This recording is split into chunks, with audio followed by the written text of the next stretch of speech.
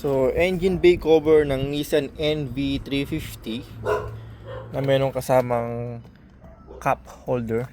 Plus, meron siyang 2 USB port.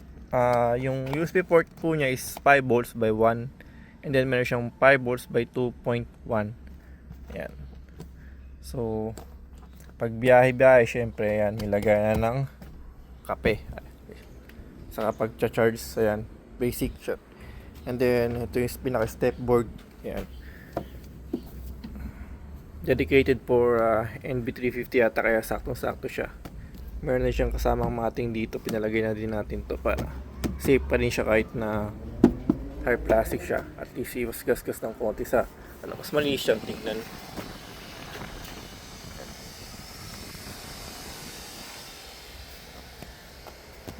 Yan, pagkaka-stitch sa kanya, pagkakatahi.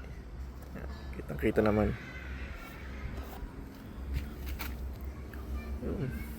Yan. So, ito yung NV350 engine bay cover po, no?